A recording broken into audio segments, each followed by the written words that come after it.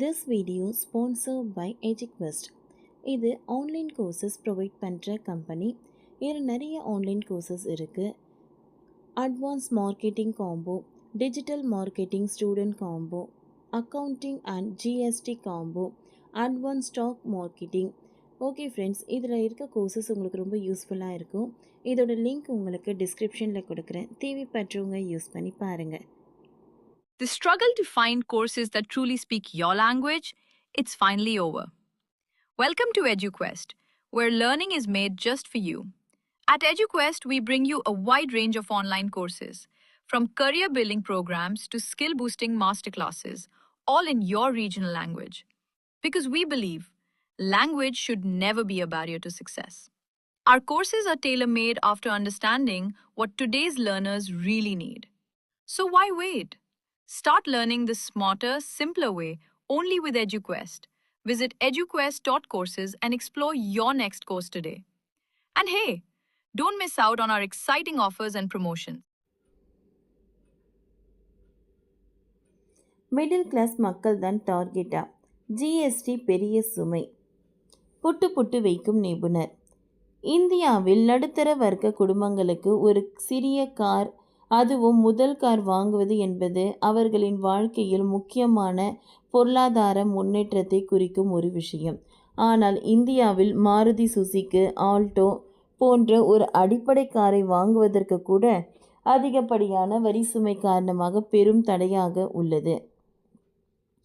இது குறித்து ட்விட்டரிலும் பிரபல நிதி ஆலோசகரான ஃபண்டமெண்டல் இன்வெஸ்டர் முக்கியமான பதிவை செய்துள்ளார்.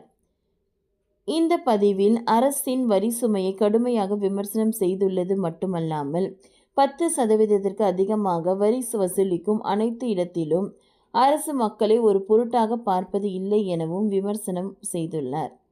ஃபண்டமெண்டல் இன்வெஸ்டர் பெயர் கொண்ட ட்விட்டர் கணக்கில் செய்யப்பட்ட பதிவில், ஒரு நடுத்தர வர்க்க நபர் தனது முதல் காராக ஆல்டோவை வாங்க முடிவு செய்கிறார் என வைத்துக்கொள்வோம். ஏற்கனவே கடினமாக உழைத்து சம்பாதித்த பணத்தில் 15 முதல் 30% வரையிலான தொகையை வருமான வரியாக செலுத்துகிறார். ஆனால் கார் வாங்க ஷோரூமிற்கு செல்லும் போதுதான் அவருக்கு மத்திய அரசு மீண்டும் தனது பாக்கெட்டில் கை வைப்பதை உணர்கிறார். ஒரு மாருதி சுசுகி ஆல்டோவின் அடிப்படை விலை 3,87,596 ஆகும். ஆனால் இது வெறும் தொடக்க புள்ளி மட்டுமே. இக்காருக்கு 28% ஜிஎஸ்டி வரி உள்ளது. இதைத் தொடர்ந்து 1% செஸ் வரியும் உள்ளது.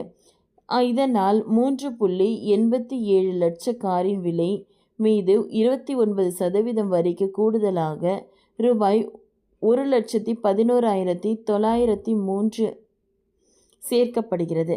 அதோடு நிற்கவில்லை.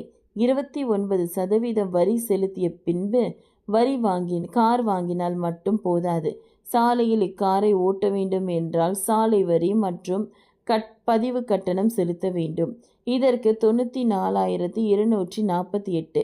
இங்கேயும் நிற்கவில்லை. காருக்கு பாதுகாப்பு, 3ஆம் தரப்பு பாதுகாப்பு என காப்பீட்டு தொகையாக 30,890 செலுத்த வேண்டும்.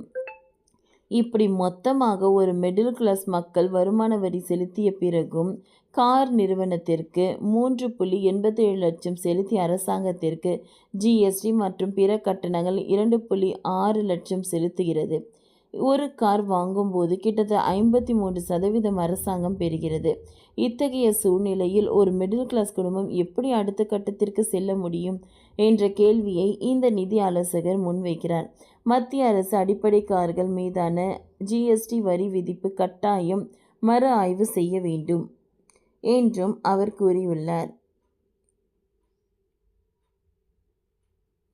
ஓகே ஃப்ரெண்ட்ஸ், இந்த வீடியோ உங்களுக்கு யூஸ்ஃபுல்லாக இருந்ததுன்னா லைக் பண்ணுங்கள், ஷேர் பண்ணுங்கள், சப்ஸ்கிரைப் பண்ணுங்கள். தேங்க்யூ.